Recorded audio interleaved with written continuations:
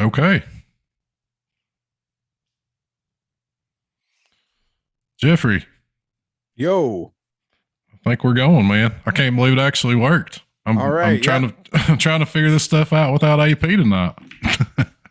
so Uh, I think I we're know good to the go. feeling. No one asks me to do any of the technical stuff, so I wouldn't have been able to help you either, buddy. So I'm happy it's working. Yeah, I think we got it going. So really excited, man. Thanks for being with us tonight.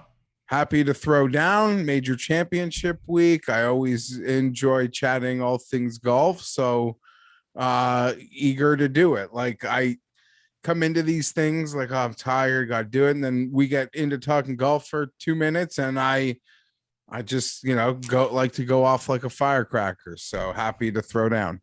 Let's do it, man. Let's try to get the juices flowing tonight. Hopefully, major week, PGA Championship week. I am Joe Nicely. As I mentioned, my normal co-host Andrew Putters can't be with us tonight, so shout out AP. You had some work stuff pop up, and sorry you can't be with us tonight, buddy. But welcome into the Turn Fantasy Golf Pod. We're so happy you're with us for the second major championship of 2022. Got a huge guest tonight, a fantasy golf OG. If there's a Mount Rushmore, this man is on it. Geoff Fienberg, thank you for coming on, man. We really appreciate it. Anytime, Joe. Happy to take the request. And we were sort of corresponding off air. Followed you for a while as well. We've never actually hooked up, so happy to finally do that. And for all things, a major week. Yeah. Yeah, man, really excited. Love majors for the Masters. I don't know if you got to catch it. We did like a Masters marathon. We did shows every night. Had a ton of great guests on. We kind of tossed it around for the PGA, but man, it's such a grind. So we're just doing it up big tonight with you. So really appreciate you making the time. We normally kick things off, Geoff, by kind of looking back before we look forward. We won't spend a ton of time on the AT&T Byron Nelson. KH Lee defended there, went back to back. It was a shootout, which a lot of us expected. What are your takeaways, if any, that we can kind of put to use this week, Geoff, from last week at TPC Craig Ranch? That one was a birdie fest, which we definitely don't expect this one to be, but any takeaways from that event? Yeah, I would credit to KH Lee. I thought there were probably too many really good players in the field for someone from that far down the pack, despite his win last year, to pull it off. And he's held all of them off, from JT to Spieth, obviously. Hideki right there was a play of mine. Neiman being in that final group, they all sort of wilted. My biggest takeaway, I guess, would have been how many players played. And what sort of impact last week probably has on ownership, on some of the betting odds. Like, in a nutshell, Xander is probably a very polarizing player. On Friday afternoon last week, Joe, he was 28-1 to win the PGA, and I'm thinking he missing the cut. That's going to go to the low 30s. With the competition in the marketplace, I could get boosted to 40s. Who knows what people are going to want him in DFS. And then all of a sudden, today's like, if you want to bet him, it's like 22-1, and he's probably going to have his staple of ownership. So my biggest takeaway is sort of the amount of good players and the effect that how they played on the weekend is having probably on this week's from betting to DFS. Yeah, I totally agree, man. I mean, we're seeing these guys, Xander in particular, catching a ton of steam all of a sudden, and it's almost just like strap on the rocket ship, man, because his ownership's gonna explode. You mentioned the odds dropping, so certainly a huge change with Xander. I think a lot of people were probably already on the Spieth train, and that maybe just reinforced, where people wanted to go this week, and that's something we'll dive into as we get into the slate. But certainly Spieth's popularity is going to be up there.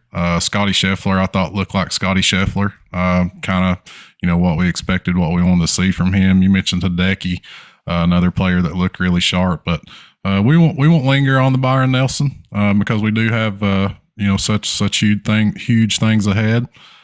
So let's dive in, man. Let's talk about the PGA. We're going to Southern Hills. down in Tulsa, Oklahoma. A legendary golf course, held many majors, USAMs, held the senior PGA championship last year. Tiger Woods kind of famously won the 2007 PGA championship at Southern Hills, but we're looking at a really different golf course this go round. Gil Hance dived in, did a huge renovation in 2019.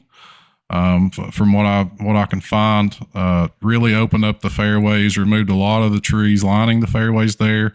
Removed all the rough around the greens, which we'll talk about a little bit, Geoff. I think that's going to be a huge thing this week. We're going to see a lot of runoff when these guys miss their spots on the greens. So that's kind of the biggest thing for me.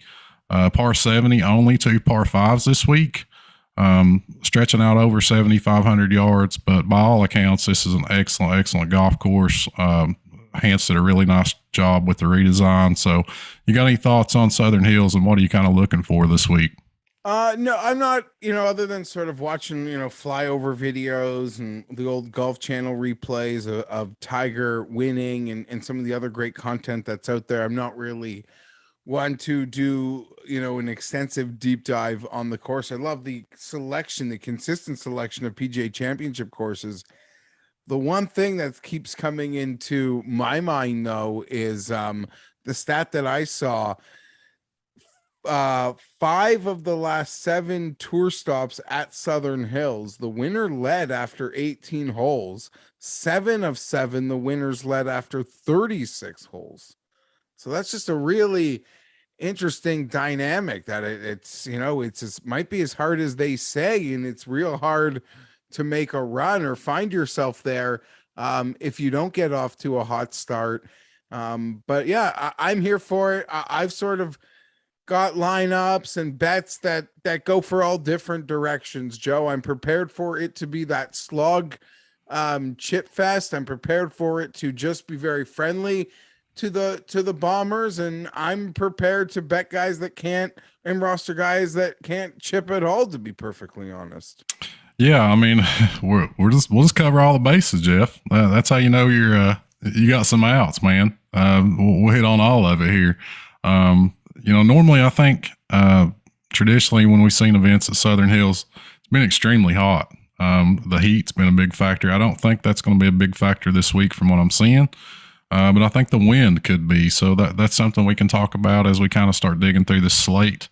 Interested to get your thoughts on that, but let's dive right in, man. Let's hit the DraftKings slate. We usually just kind of go through the price points. So we'll hit up at the top first, 10K and above. Only 2 guys above 11K this week.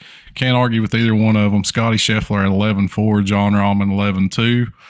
Then we kind of got the usual suspects, kind of a small 10K range. JT, Colin Morikawa, and Rory McIlroy rounding that out at 10K. These are all obviously great players, Geoff. So I'm not going to ask you to pick them apart or anything, but where are you leaning up here, man, from a DraftKings perspective? Who you like up the top of the board?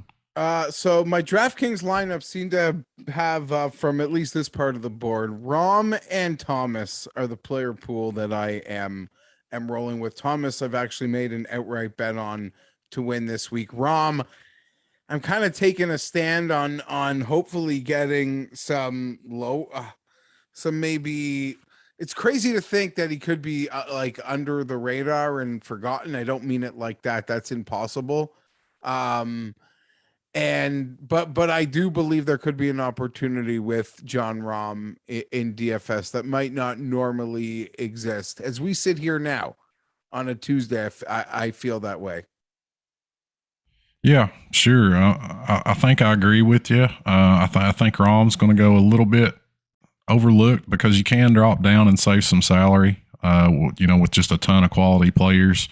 And of course, we know what Scotty Scheffler's been doing. We know kind of the connections with Scheffler in this course. He's a Texas guy, went to the University of Texas, has been very public about saying that this is his favorite golf course out there, favorite golf course he's played. He won the Big 12 championship here while he was at the University of Texas. So a lot to like with Scheffler and Southern Hills. And man, there's just not very many weaknesses in his game right now. So a lot to like with Scheffler. That's probably my favorite play at the top of the board. No, that's not going out on a limb. But I kind of like where you're coming from with John Rahm as far as flying under the radar a little bit, maybe catching him with his ownership compressed compared to usual. Any thoughts on these other guys, JT, Morikawa, Rory? I have some concerns with Morikawa and the wind. I never like playing him when I'm kind of looking at wind. You got any thoughts on that, or JT or Rory? Yeah, Morikawa in the wind. You got to play an Open Championship that felt like he was in Florida on a beautiful, summer's windless weekend. So maybe we could see that. Rory's a real interesting one. Comes in the cheapest. A lot to unpack with Rory. It feels like always. Okay, there is so much actually to unpack, more than normal in my opinion. I was big on him at the Masters. I even bet him to win. That's besides the point. He followed up that T2 with another T2, so he's got the confidence. Even if you want to call those Sunday runs, never really felt the sweat. It's still, for a guy like Rory, you could tell he could build off that confidence. But there are three factors here, Joe, that I believe are really potentially working against Rory. Now watch, he's going to win. And also from betting, I feel like he's sort of sandwiched. Like, I'd rather bet JT than Rory at the same price. And if I had to bet Rory, I'd rather probably swallow a couple shorter, go up the board a little and potentially eat Rahm or Scheffler. Rory. Yeah.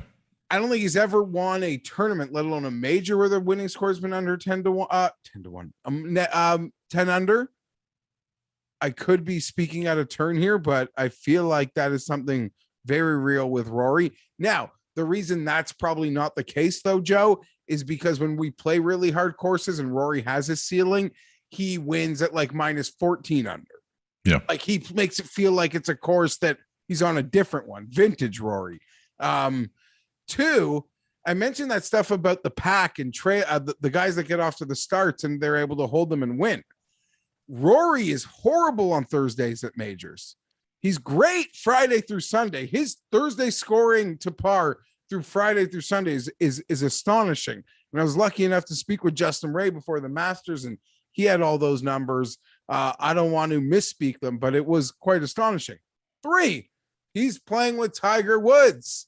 Rory has literally verbalized that he thinks playing with Tiger costs him a stroke or two.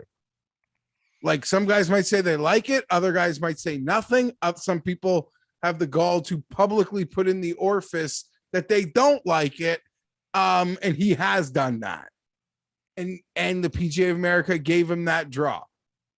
So there are a few things. There's a lot to unpack. That being said, it's Rory freaking McIlroy. Is 10K. The guy is just, especially for DFS purposes, that finish on Sunday, like, not even for the outright bet, like, as long as he's going to finish strong and gallop to the finish and get you that placing, you don't care. Yeah. And I guess nor should you. Yeah, man.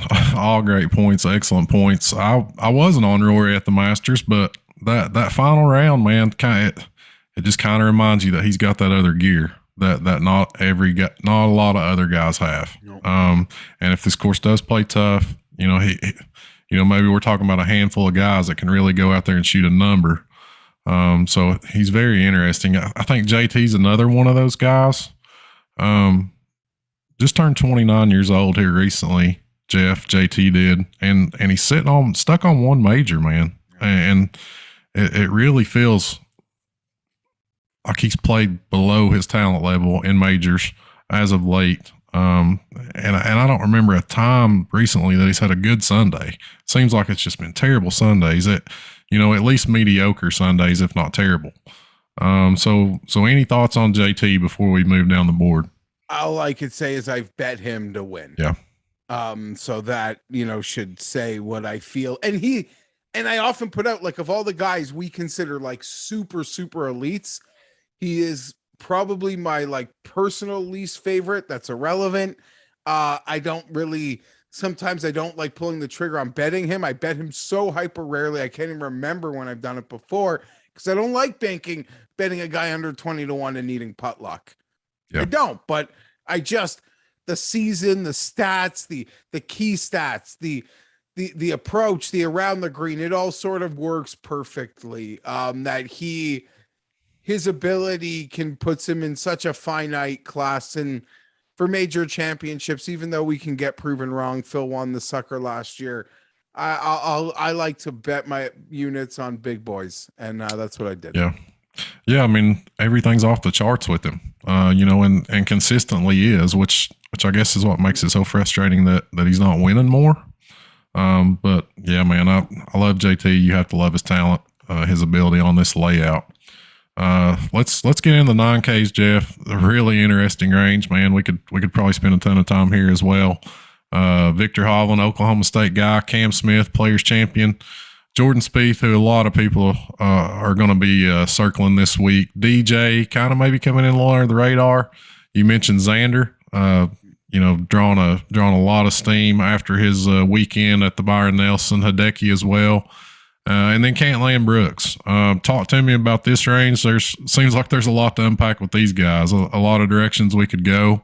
But give me some thoughts on some of these guys, Geoff. There is so much to unpack. I don't care that Brooks is 9K and at the bottom, it's like red ink for me. It's red ink. If you want to be a hero and like think he can win, like bet it. But something's not right. I think he's hurt again. I don't like it one bet. I don't like it one bet. He's got one top 10. It was a comfort course this year. Yeah, I tried to get there on the Masters with Brooks at the Masters, Geoff. I was kind of there's nothing wrong with it. Like I tried to lock myself in and talk myself into it. Yeah, I don't think I can get there this week. He's just not sharp. Even just not look sharp. Even as the pivot, like I'll try to make my pivots in another place when building my lineups. It's not gonna be trying to play that one. That's at least the flag that I am planting. It's really tough when a guy I think is going to win this thing is priced at 9,100 and Patrick Cantlay. So I can't really afford to not play him. I mean, outside of Scotty Scheffler, Justin Thomas, Patrick Cantlay been the two best golfers on the planet since the new year. And if you want to go back, to even earlier, to the fall, then Patrick Cantlay gets even more of a leg up. So Patrick Cantlay, someone I'm betting. I'm probably not really. It's a hard to like fully roster with the ownership. But DJ and Hovland, Joe, for my fancy DraftKings lineups, they're in mine more than they're probably in others. Ownership could have a lot to do with it. DJ is just the profile that before all these players who do what he did, and they just did it younger and faster than he did. PGA Championships, US Opens were built for the profile that is Dustin Johnson. So I'm just going to go to the original version of it. And Hovland, I'm going to take my chance here. I'm going to take my chance that this thing might not play exactly how people think, but with Victor Hovland, how do you put this? If he's got a chip to have a chance, then he's got no chance anyway. And I'm going to bet him to be great. Well, I don't know if I'm going to bet him, but I'm going to roster him to be great. I think he's a total forgotten entity. At Christmas, he was the guy, people were losing their minds over. And I know it's an ugly red three number. times there, three times there in just a couple months span around, like you said, from November to January, he had 3 wins. So the fact that he's the highest in the price point, and you can get guys with Hideki and Cantlay that I believe have like probably more win equity and save so much money, I'm going to play what I was going to believe a very low-owned Victor Hovland. He's actually going to be a staple of my DFS builds. Very risky, but that's how I roll. Yeah, I mean, there's a lot of upside there, especially from a DFS perspective. You mentioned his ownership's definitely going to remain in check. DJ as well. Currently, I'm seeing, he's towards the bottom end as far as ownership in this range, along with Brooks and Hovland. So yeah, man, I like it from a DFS perspective, kind of getting contrarian there. I'm fading Spieth too, probably, which is going to be really dangerous. You got to live or die by it, but I don't know. It's like, I don't know. If you're like, I'm not a racing fan, but just for terminology's sake, I'm just like in a pit on a different strategy. And that's, and for this race, it's avoiding Jordan Spieth for me. And I know that can be really costly. I'm expecting, I'd be shocked if he played poorly but I think it's an advantageous DFS lane for me to take. Yeah, I mean, we talk about it a lot on this show, and other folks do on other shows. Kind of the idea of good chalk and bad chalk. A guy can be chalky and can be a great play at the same time.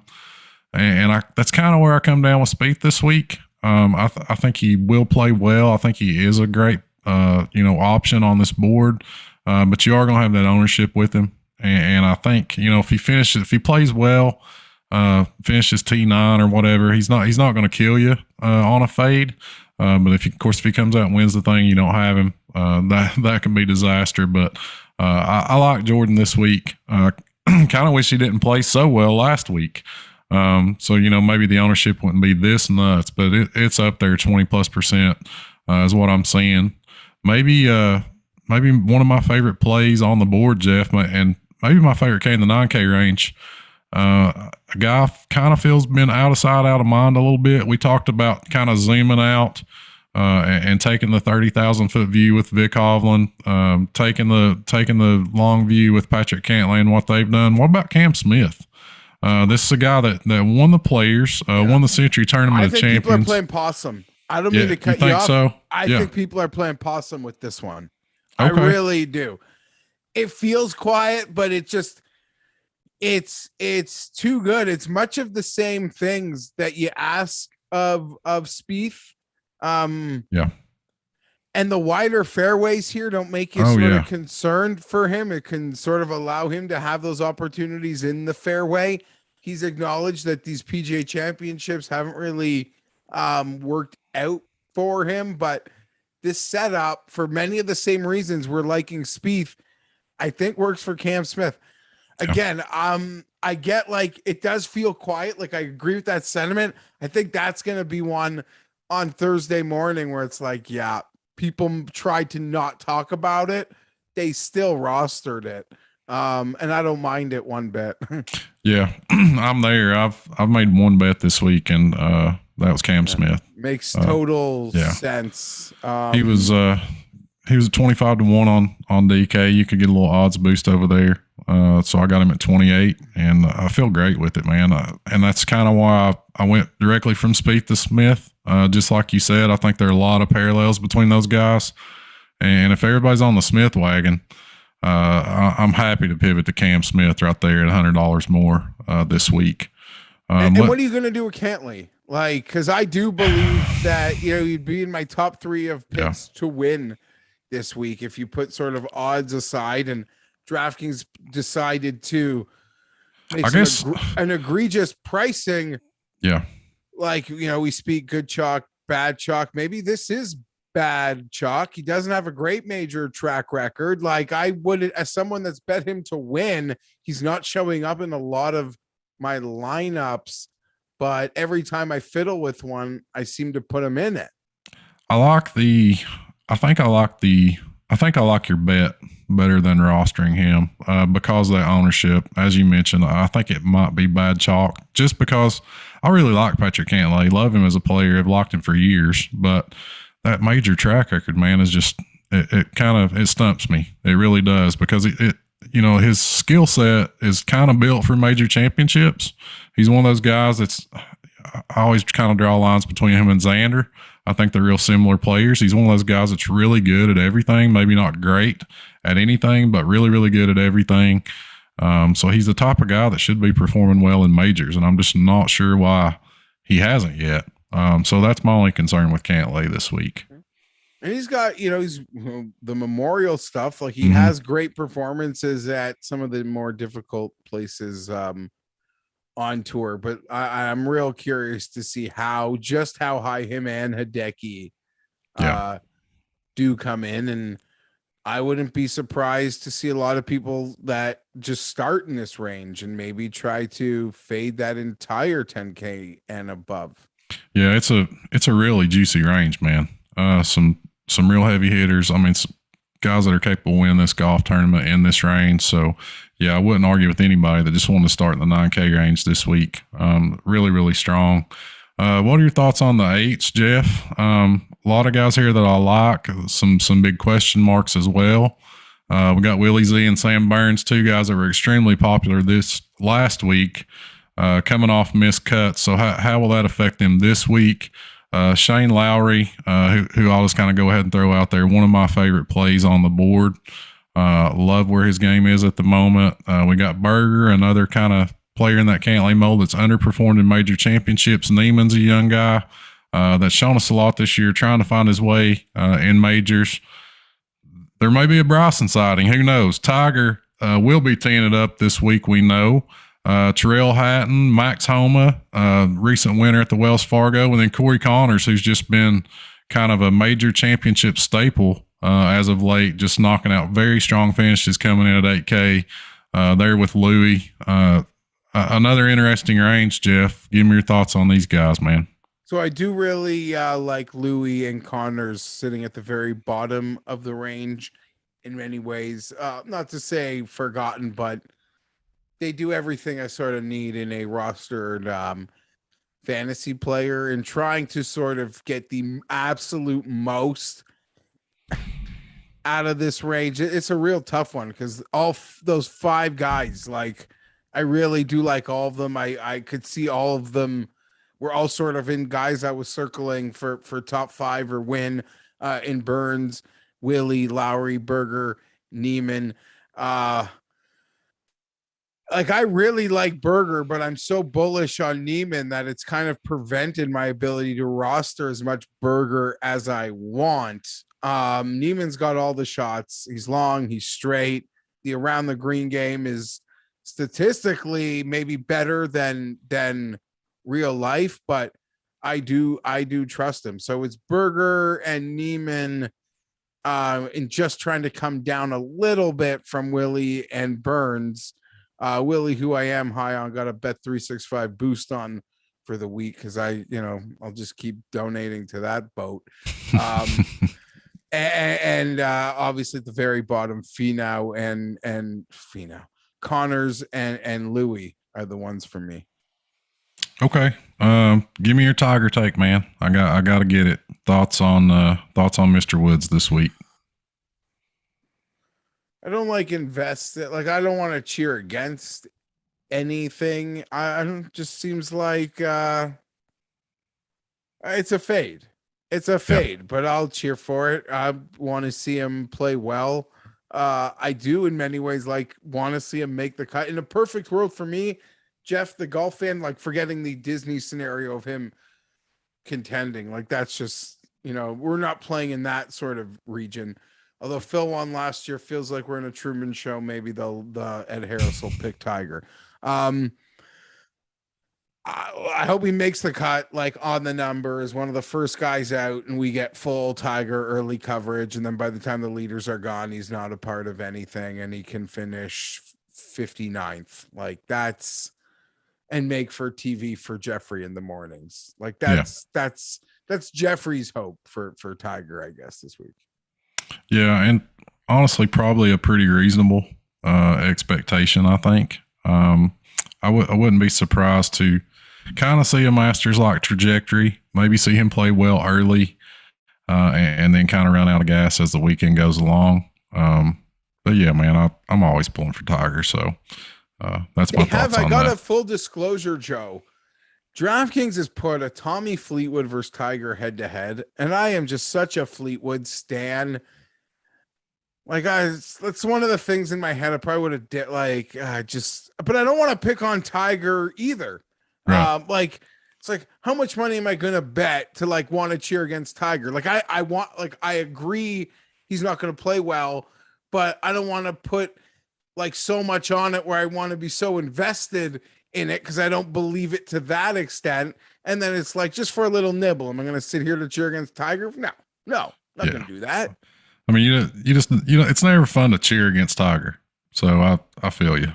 I feel you on that. And Tommy Fleetwood, speaking of him, down in the 7Ks, let's dive down in that range. A player I really like, actually. So it's cool that you brought Tommy Fleetwood up. He's down there at 7.6K. And this is a really quality 7K range, Geoff. I mean, we saw the Masters, obviously. We know what type of event that is, what type of field that is.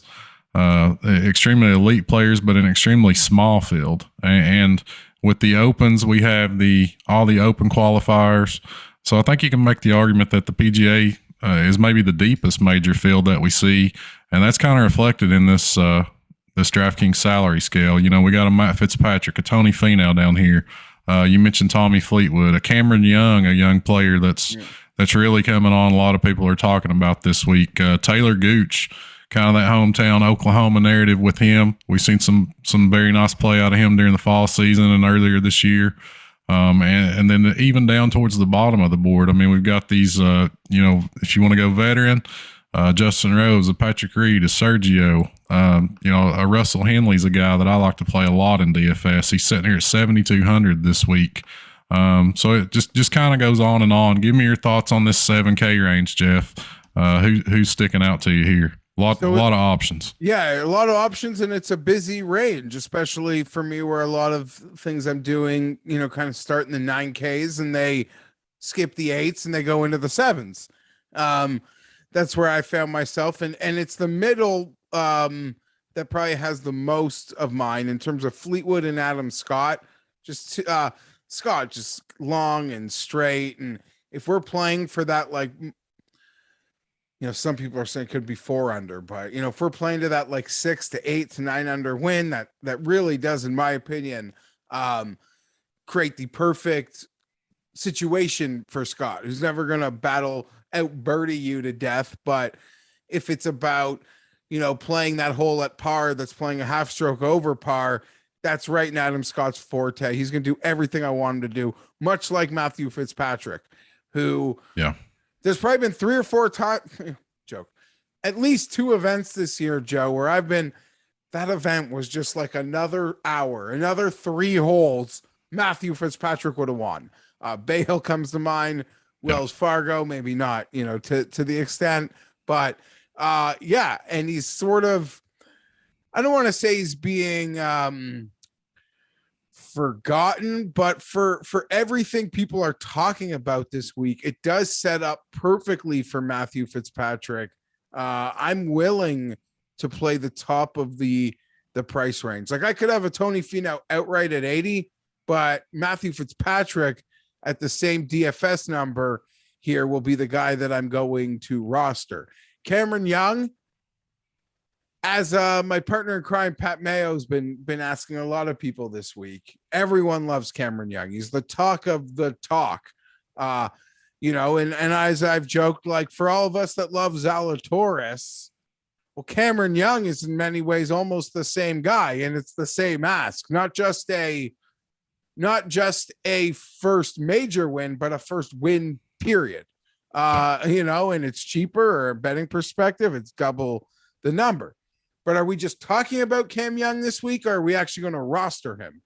Because he hasn't played the big events very well just yet, unlike Zalatoris, who, you can maybe feel, who has shown that the tougher courses have garnered his best results, including major championships. So I'm swimming in the middle here. And as we head to the very bottom of it, it is Luke List and Russell Henley that are the guys I am looking to play. Okay. Yeah. To answer your question on Cam Young, I think the ownership makes it tough to pull the trigger. I like the play in a vacuum. I love his talent. Obviously, you mentioned that very reminiscent of a Will Zalatoris, of a Victor Hovland.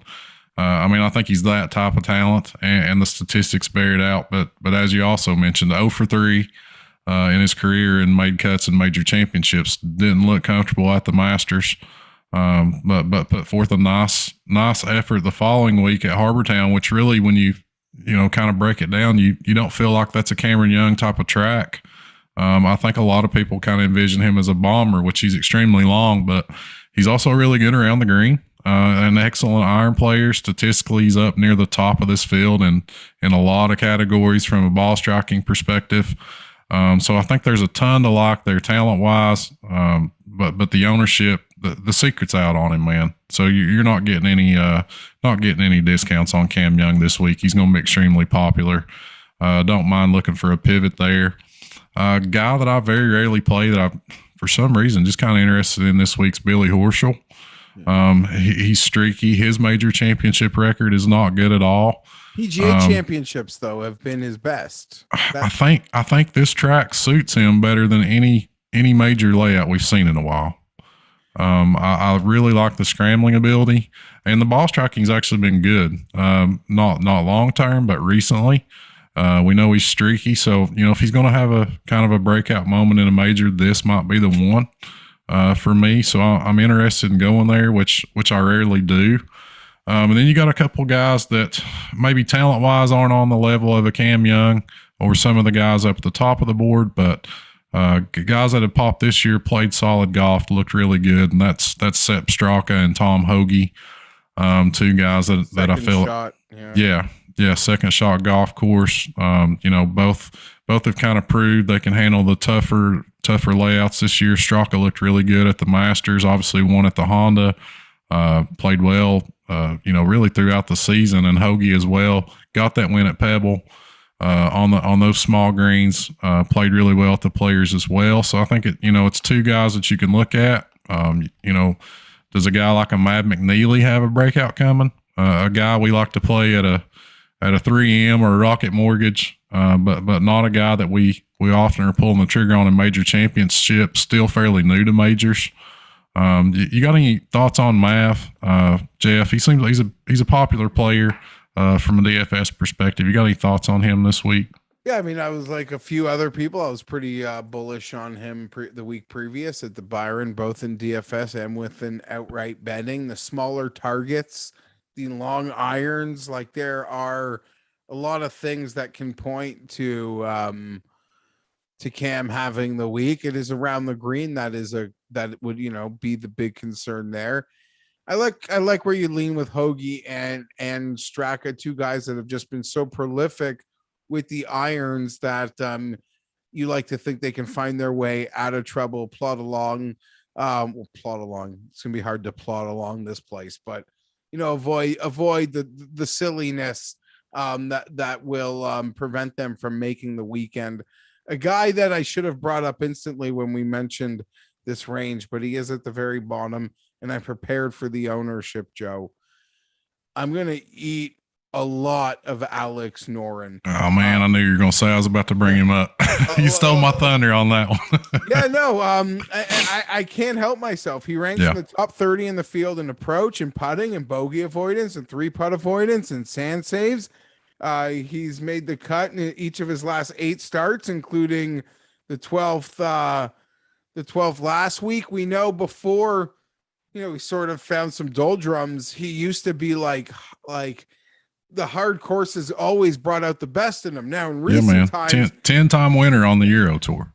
In recent times, he's actually impressed me with his ability as he's trying to find himself and regain that form in an ability to join some of the birdie parties and make birdies at a pretty wild rate in events that I really didn't think he would. But we're back to what I think is at his core, a situation that works really well for him, and the game is arguably as good as it's ever been since he first stepped foot in North America and got that hot start here where he lost today in that Torrey Pines playoff. So Noren 7,000. I hope it's not bad chalk, but I am somewhat prepared for it. But it was just too easy of a build, and Poulter, Westwood, Tringali, Varner. I don't know. He's my guy. I'm prepared for the popularity, but I don't care. Yeah, I'm right with you, man. We'll go down on that ship together. I like Alex Noren a lot this week. 5 top 25s in major championships since 2018. And as you mentioned, just feels like the pedigree is there, and the game is finally kind of catching up to the pedigree as of late. He's regrouped very nicely over the last 18 months. I like that play. Another guy I'll toss out there right at 7K, kind of beside Noren, is Christian Bezuidenhout. Yeah, I don't mind it. Yeah, a guy that surprised last week. He's not known as a birdie maker. I normally prefer him on harder, tougher courses like we'll see this week. He's second in his field in scrambling gained. So he seems to perform well on major layouts, has a solid track record.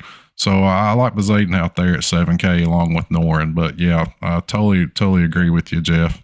If Bezaden Hoke can keep himself in a decent spot off the tee, he'll be fine. Maybe he can benefit from the wider fairways. Yeah. I do fear when he does feel like he needs to get the absolute most out of his driver is where it just like, because you don't want to be coming in from what, like, you're going to try to get a little more out of your driver this week, even though it's a bit wider. You don't want to come into these greens with these runoffs at, 190, 200, 185. Like, you're going to want to try to put something else out, put a little extra pop into it. And that's where he finds a bit of trouble. But if we can get some like weak median driving, then everything else sets up for him to probably potentially steal, be the play from this range, the top play. Yeah, potentially. I mean, I think it's that kind of sleeper play. He could turn out to be. So really like that. Like the bottom of the 7Ks. As we go into the sixes, Geoff, a lot of, as I mentioned, this is a deep field. There's a lot of quality players down here. Kind of unlike the Masters and some other, majors we see. A lot of guys were willing to roster down here. So talk to me a little bit as we get into the sixes. I mean, guys that stand out just kind of on a week-to-week DFS fake basis. A Jonathan Vegas, a Sebastian Munoz, Joel Dahm and Aaron Weiss, some guys that we see play well in kind of run-of-the-mill tour events. Anybody that's sticking out to you here at Southern Hills? Well, I have bet Bobby Mack for a top 20 and a top 40 at what I felt were very kind numbers. It was a 5-1 for the top 20, which might prevent me from maybe rostering him and just sort of have those bets, because I feel he could come in with some pretty high ownership, Joe. 8 for 8 in cuts made, 4 in major championships, 4 top 25s. The Scotsman, the fact that it's going to be windy can allow you to feel like, he has the shots and will be comfortable playing the shots, like a lot of the Big 12 country kids, will be very familiar with. You got to give the Scotsman a leg up in that one. Cameron Champ's another one. If it does play where it's just the guys that are able to just mash it off the tee, as the week unfolds, the leaderboard presents itself that it is those guys that are finding their way closer to the top. He has a profile that I am willing to support. And as we go lower, it's players like Mackenzie Hughes, who there's like a lot of red and warning signs when you model him. But when you look at what the score is going to be for competing in this thing and a little luck sack around the green, he's the type of guy that checks my boxes. I try not to go too low, but I can never help myself. And 6,300 Lanto Griffin is going to make or break me a bit, but not as much as it should, because I'm worried about the ownership. Yeah, we also got a $6,300 Adam Hadlin down there as well. A guy I think that'll probably draw a little bit of steam this week. You mentioned Lanto seems to be underpriced, and there's some legit plays down here, Geoff. Guys you mentioned, I'll mention a couple more. JJ Spawn, a guy that's a ball striker that we've seen have a really great year and play well. Yeah, Keith Mitchell, man, a favorite of mine. A guy that's been popping for me regularly this year, and once again, I'll be there. And call me crazy, man, but Anirban Lahiri is putting together a really nice little stretch of golf. Yeah. And I was really impressed with how he hung in there at the Players. And in subsequent starts, kind of showing that wasn't a fluke. He really has those irons going. Something clicked for him that week, and he's been able to carry that over. And I do a props piece for Odds Checker each week, and he's been a staple in it since that Players, until he kicked me off. I didn't go back this week with a prop because I'm probably going to roster him pretty heavily, Joe. And I don't know if you saw, him and his wife had a baby yesterday. Baby swag. And he's already back at Southern Hills. So it just shows, well, I'm not surprised by any of that, but he is a guy that has been through the ringer, and the way he's riding this form, and he's very much a mental player. He sort of has been very public with his mental struggles and finding his place. And if you want like strokes gained happy place, like, and you parlay that like with baby swag, yeah, it all comes up Lahiri, and just $100 cheaper. I'm going to be crazy enough to be playing some Bo Hostler as well. I don't hate Bo. Texas boy. He's from that area. Excellent short game. I don't hate it. This is like strokes gained model Instagram, but he was, sending out some pictures of holes, like, saying it's a drawer's paradise. So he seems to be pretty excited for how the course sets up for him. Now he's been in sneaky contention a couple times this year. And when he needs it the most, his game abandons him, and that's okay. Like at 6,400, I believe it is, you can be sneaky and then be abandoned, and I'll accept that as long as like we're talking about on the weekend and not Friday. Right. Yeah, we'll take a T28 there, right? Absolutely. Matt Jones, another one, right? People are loving for the around the green when you want to play that one. Probably the ownership, or there just seems to be a little like too much of a focus on that. But I've got a lot of respect for him to have to bring it up. What do we think about dusting off the old warhorse who kind of seems to be, you mentioned a happy place with Lahiri. It seems like Matt Kuchar's kind of refining some things.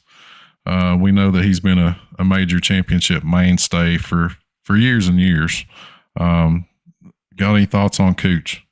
My thoughts on Kuch is DraftKings is setting me up to lose a lot of money. And by that, I mean, over at the sports book, they have a tournament matchup of Neiman versus Kuch minus 110. Now they have a mistake because they have Kuchar to win the tournament at 60-1. Other sites have him at like 200-1. So I guess this algo that they got that spits out tournament matchups took Kuchar at 60-1, Neiman's like 55-1, and said, yeah, that's a matchup.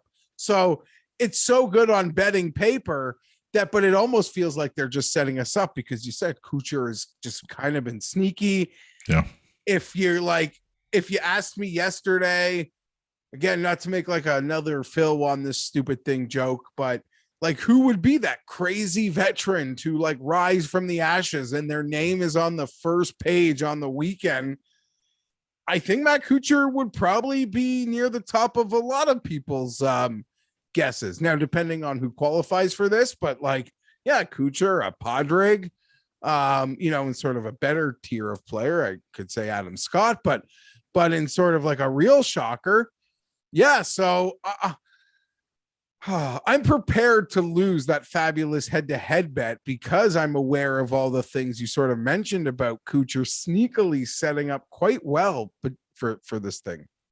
Yeah, I don't hate it at all. And kind of the polar opposite of a Kuchar, we got a couple young guys just to shout out there. Mito Pereira, a guy who I think is really talented. Kind of an interesting parallel you can draw there with Cameron Young. May be a way to save some salary. Pereira is extremely talented, a lot of upside there, but just really inexperienced. So if the Cam Young profile, you got the profile, yeah, you got the profile. You play the profile. What he does is what you are rostering in the 9,000s. And I'll throw another name at you, Geoff, probably out of left field, but guy that won on the DP World Tour last week, Sam Horsefield. I think he's a talented player. Very, very talented. He again, maybe, I guess it's hard, like, as I'm staring at it right now, because his rounds wouldn't be, just be the PGA rounds that I'm looking. So the stats, I don't want to reference any of them, but yeah, I mean, it's a bit of a poor man's profile. And I remember last year, I don't know if this is sort of stat that it's going to be that helpful this week, because it doesn't seem like there'll be a ton of it, but he for the majority of last year led the DP World Tour in one putts. So I know that's a there's a lot that goes into to that. That doesn't necessarily be a good thing. I'm a fan of Horsefield. He's confident. I don't know that I'm going to be there, but the potpourri of players I do have rostered in this range, he could find his way in. Yeah, I mean, it's a ride the hot hand thing with me. As far as tossing him in some GPP lineups, kind of intriguing. But I think we both agree there's a lot of ways you can go down here. Certainly not a dead 6K range this week, which we see a lot of weeks on the PGA Tour schedule, especially here lately, with the quality of fields we've seen. So it's kind of a refreshing change to have all these options down here. It certainly is. And I think, on the surface, we sort of take this event as I don't like the field is strong. It's arguably the strongest of the year, but at the same time, it has more of these invitational tendencies in terms of the true number. 70 are going to make the cut. It's 156, but we have past champions that can play forever. We have the PGA professionals, professionals, yeah, and a small smattering of some international, like deep end internationals that probably really don't belong. I don't even want to make a comment. No, I'm not going to make a comment. It's impossible. I have such a hard time getting 6 for 6 through in any tournament. I'm not going to put something on a tee that says this might not be as hard as we expect, but it's always hard for me. So I'm not going to go on that track and run myself over. Yeah, me as well, man. We were talking before we came on about kind of my misses lately, so I know exactly what you mean. 6 of 6 never seems easy, and when it is easy, that's when you need to be looking for upside. So that's what I'm always chasing, willing to kind of risk a miscut against upside most of the time, and from a DFS perspective. So definitely keeping it out for high upside guys. As we're getting ready to close things out, Geoff, we always do a little segment here called the darts and hearts. The dart play is who you reaching down, who you throwing, who's the wild card coming out this week.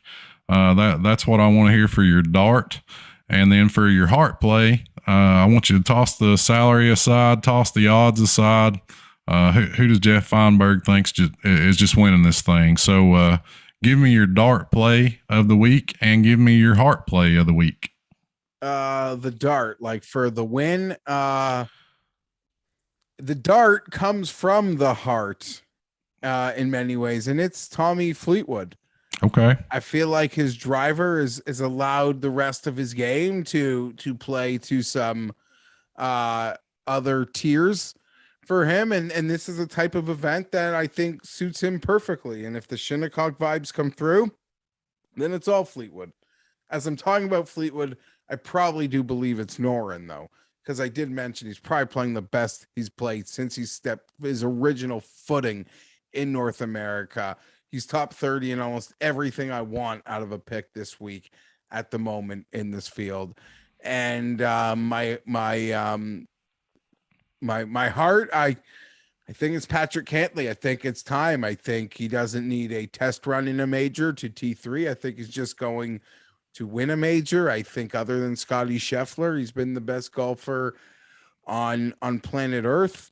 And I don't feel like I need the same amount of putt luck that I feel I might need out of Justin Thomas. So that's why I'm saying Patrick Cantlay. Okay. Like both. You mentioned my dart. We talked about him a lot. Alex Noren is who I'm going with as far as a guy with a lower salary, longer odds. Really like his chances to play well this week. I think we agree on him. My heart, it's boring, but I got to go Jordan Spieth. I just love the ball striking. I love the fit. Everything just feels right.